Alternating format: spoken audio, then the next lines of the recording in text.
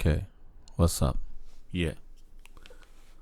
All right, so all double XL took down the All Eyes on Me article, the making of the All Eyes on Me album article.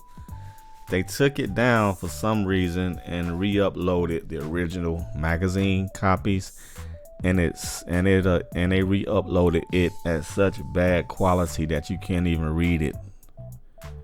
You can't even read the damn thing. But I found a way to read it. I'm probably the only one that's doing this, man. I don't know why Double XL did that. Took down the original and then uploaded it. Took down what they wrote and then uploaded this original magazine copies. I don't know why they did that. But anyway, I'm gonna be reading the first 5. Okay, the making of the making of All Eyes on Me album. So I'm gonna read up to the first 5 songs he made, according to this article, cause it's like 27 songs in total, and I'm not about to read the whole 27 songs in one take. So I'm gonna do 5 songs. And if y'all want me to do the rest, I can keep continuing a part 1 or part 2, till I get always to the end, because this is a very interesting read. I love to read. I love this article, man. I love this read. Very interesting. So we're gonna get started right now. The making of All Eyes on Me. Against the grain.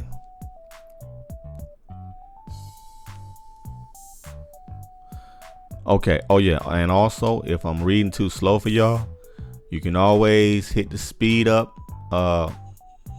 little dial, and you can take it to 1.25 speed. You can always change the speed. Okay. Hip hop's first.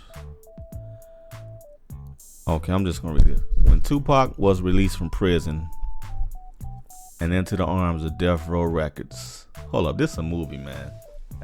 I'm excited. Aren't y'all excited? This is a movie, man. Come on, man. This is epic right here. Let's go, bro. I'm excited about this. Let's go. Okay. When Tupac was released from prison and into the arms of Death Row Records and Suge Knight, he couldn't wait to hit the studio and make music. The result was All Eyes on Me, hip hop's first true double LP. That's right, the first. My boy was always doing it the first. Original, setting trends. That solidified Pac's status as the top rapper in the game. Like we always do about this time. Let's throw it back to 1996. Let's go. In the weeks leading up to Tupac Shakur Fall 1995 arrival at Los Angeles Cam Studios, Death Row Records de facto recording home, the place was abuzz with anticipation. Arrangements were being made, tracks prepared. It had yet to be reported in the press, but Pac's release from upstate New York's Clinton Correctional Facility was imminent. Death Row Records owner Suge Knight had secured a $1.4 million bail bond, and Pac signed to his label in return. When Pac reached the studio at 12 a.m. Friday, October 13th, he worked to daybreak, completing the songs Ambitions as a Rider and I Ain't Mad at You. The blatantly confrontational Ambitions is emblematic of Pac's post-prison mind state. And forgive me, y'all, but these words are very hard to read. It's a very low quality article, so you gotta bear with me. It's very hard to read this. I can barely see. The difference from his previous album, Me Against the World, released through Interscope Atlantic Records during his incarceration, was palpable. Me Against the World was sort of handpicked by the record company to be all positive songs. Hold up, that's BS. Me Against the World didn't have no positive songs. What did you talking about positive songs? Them songs weren't positive. What you mean positive? Me Against the World was sort of handpicked by the record company to be all positive songs, explains Be Legit,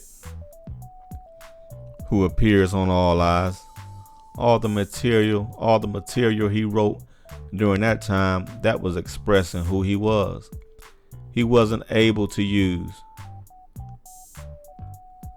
Let me read that again.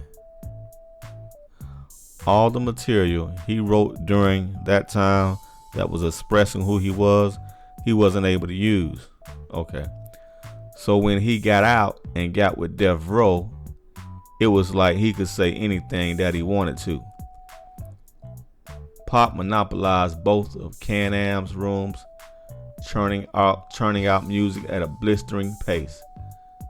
A rotating host of producers catered to his every need. Johnny J, That Nigga Daz, DJ Quick, listed in the credits by his birth name David Blake due to a legal squabble with Profile Records. Rick Rock and Mike Mosley, Doug Rashid, Devontae Swain, Bobcat, DJ Pooh, QD3, Dr. Dre, who contributed just 2 tracks, was planning his Death Row exit strategy. A full double album, 27 songs. Damn. No skits. All Eyez on Me was completed in 2 weeks. Damn. Its tireless stat, though, stayed at the studio for a total of 3 months, recording over 100 songs worth of raw material. Death Row had instructed the assistant engineers to always take the tapes, put them in the vault, explains former head Death Row engineer Rick Clifford. Locked them up. Nobody got copies. That's why there's still a lot of Tupac catalog, with All Eyez on Me certified 9 times platinum, and the 6 Tupac albums released since his death in September '96, totaling more than 12 million in sales. Suge has certainly made back his initial investment. XXL talked to the people who put in work on a West Coast classic. Yes, yes, yes. I love it. So, book 1, The Making of Ambitions as a Rider. Starting off with Corrupt first. So Corrupt says, first day he came home, Ambitions as a Rider was the first record that he did. Suge brought him in. The word went through the office that Pac was home. Everybody who was at the studio at that time were up there. I came a little bit later, and when I came, Daz already had the beat started. Pac wasn't in the studio for any more than 45 minutes before he had his first verse down and laid. That fast. He didn't even want to chill. All he wanted to do was get on the mic. Whatever day he landed in LA, 2 hours after he landed, he had his first verse laid. That's crazy. That's crazy. Now Dave Aaron speaks. Dave Aaron is the producer. Is one of the producers. That's the first song I ever did with Tupac. The day he got out of jail, he didn't go to the clubs. He didn't go try to meet women. He went straight to the studio like he was on a mission, and he recorded Ambitions as a Rider and I Ain't Mad at You. Tupac came in and he was fresh out of jail. I seen them give him his death row medallion that same night. And then he came right in. He was ready to go. He was very hyped, very focused, a lot of energy, mad energy. And you could tell he was really on a mission. He really had a real vision of what was going on, and he wanted to get a lot done in that short amount of time. Now we're going to listen to what Daz has to say. The idea came from me sampling Pee Wee Herman. So if you listen to Pee Wee Herman, the Champs Tequila, I just put the gangster twist on it. I gave it to Pac, and Pac came back to the studio and it was done.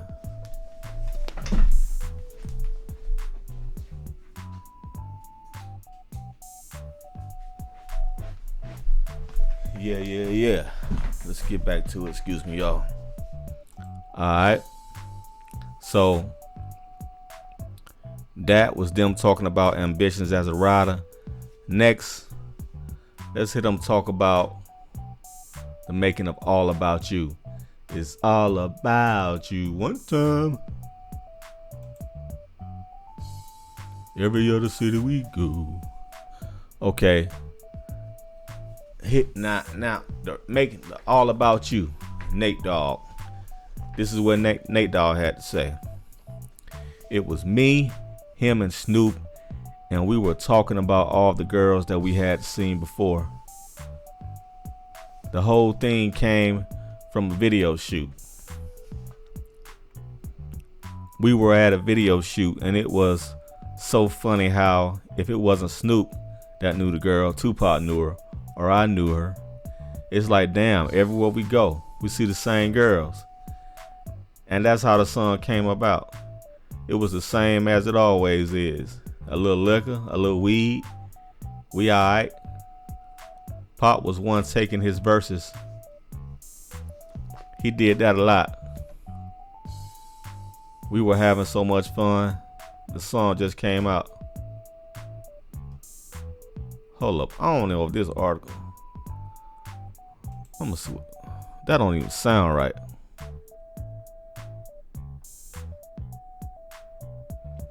Let me read some of that again. Tupac knew her or I knew her.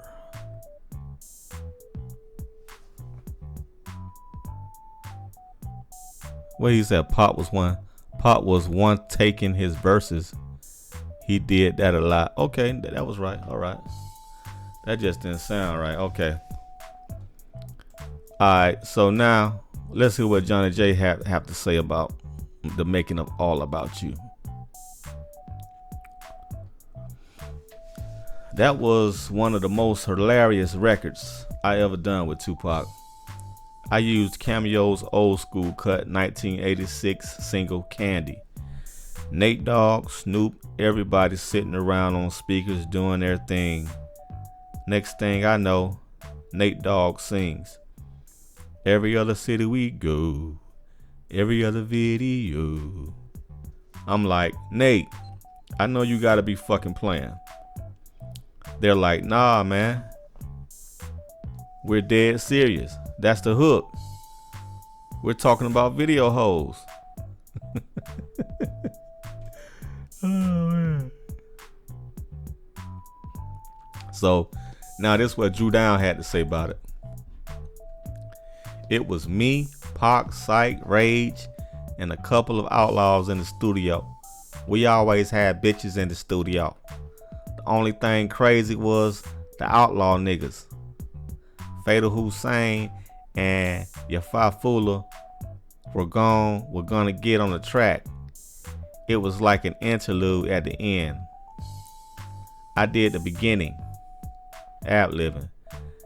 They were gonna do something at the end. Then them motherfuckers did something where they fucked up. They couldn't get it right. They were too high and too drunk. They were messing up. They were in the microphone booth and they were fucking up. And Pac said, y'all gotta get the fuck up out of there. I don't know what the fuck y'all are doing. They was just playing around. They was taking too long, wasting time. They laughed their ass up in there and all the way out. That's from the OG Drew Down. Shout out to Drew Down. Number 3. Let's talk about the Making the Scandalous. From Nate Dogg. Nate Dogg first.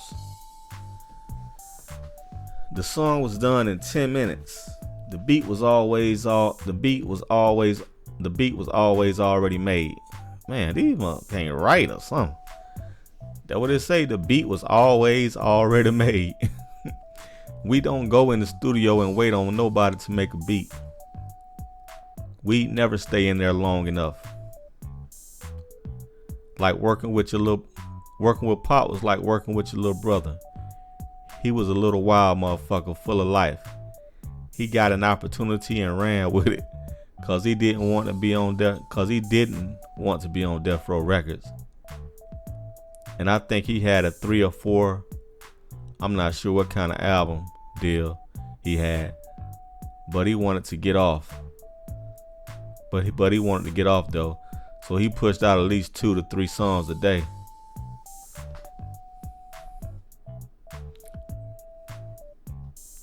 That was from Nate Dogg. Let's hear what Dave Aaron had to say about that.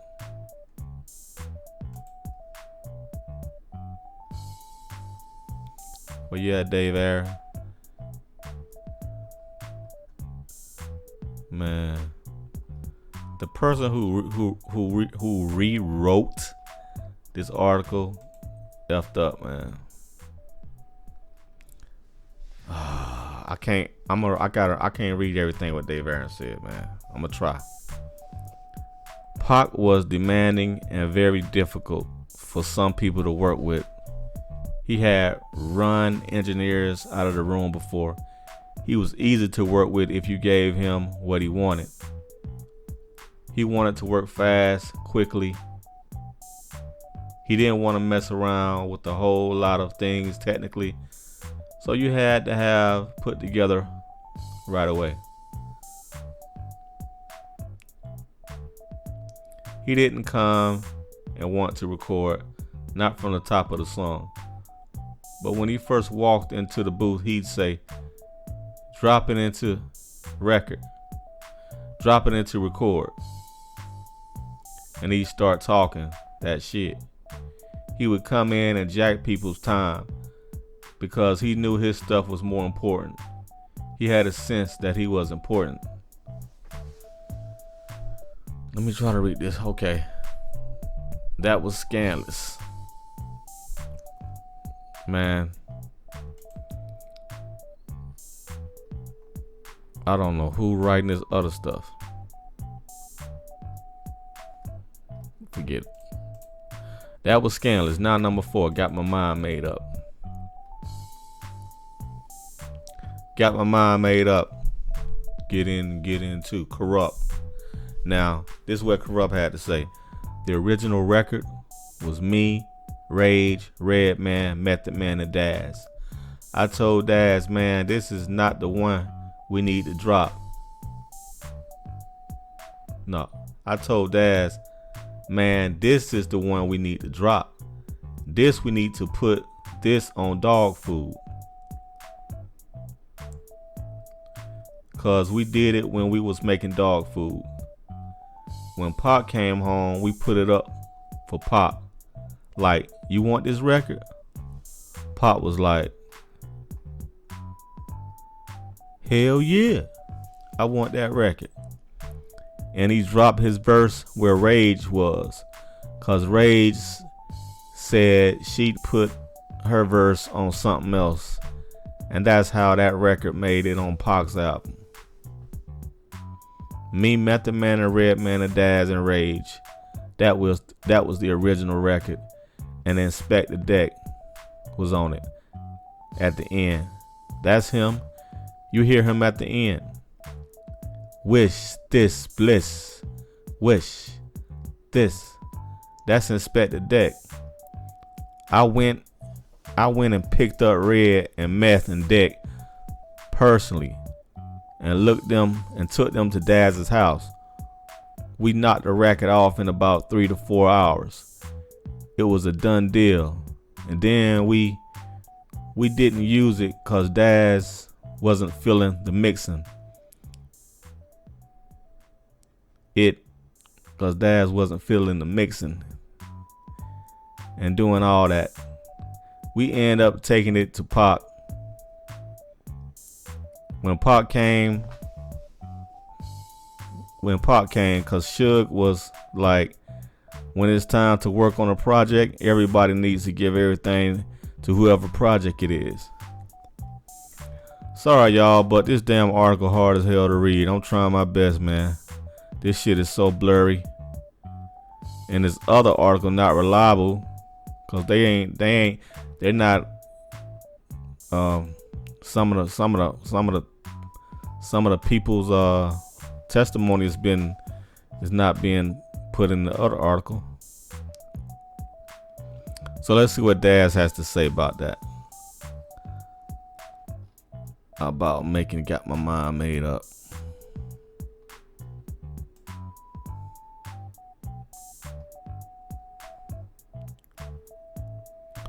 We did that song at my house. Corrupt had brought Method Man and Redman over to my house and Inspector Deck was on the song too. He was at the end. Just his voice. They had taken his voice. They had taken his verse out and kept the background because it sounded good. It wasn't originally Tupac's song. I had transferred it at Dr. Dre's house and had left it out there. Tupac was flossing like, I got a beat with Method Man, Redman. Dre made it. That's what Dre told Tupac. That's how the whole feud started between Dre and Pac. Cause I happened to be walking by the studio like, that's my beat. I did that. Tupac was like, that's your stuff? From that situation, that's where he and Dre started feuding. Dr. Dre was taking credit and wasn't doing nothing. Wasn't coming around.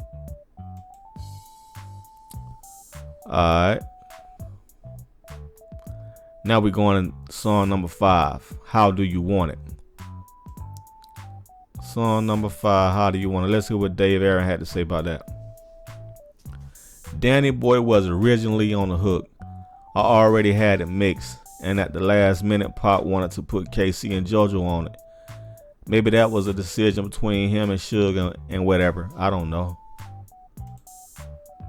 Now let's see what KC got to say about that. One night we were sitting in the crib and Suge Knight gave me a call cause we real good friends with Death Row family and everything. They asked us what we like to do a song with Pac and we were like, hell yeah, why not? That's our boy. So we got in the studio that same night. Actually, that we got the phone call. Man, we were just tripping in the studio having fun. If y'all read between the lines, y'all know what we were doing up there. We had the girlies up in there doing our thing. The song came out blazing. The funny part was at first when Pac was trying to sing it, trying to teach us how it goes. The funny part was at first when Pac was trying to sing it, trying to teach us how it goes. I was like, I see where you trying to go, Pac, but it's not sounding too good. Anyway, then we heard him doing his rhyme and we're like, man, we got to rip this because he came strong. That was from my man KC. Hell, I can do one more. I can do 6. So now we're going to talk about 2 of America's Most Wanted. 6 songs. Starting off with what Dave Aaron had to say about 2 of America's Most Wanted. 2 of America's Most Wanted. We were in the studio and Pop was there and Snoop was in there. In walks Big Suge, and this was before they did 2 of America's Most Wanted. He's so big and he walks up. Snoop's kind of tall, but he was very skinny. He grabs Pop with one arm and he grabs Snoop with the other and pulls them both together, almost squeezing them into one. He's like, I think you guys ought to do a song together. I think that'd be great. That was awesome to see how big he was, and he put them both together like that. And they ended up doing that song.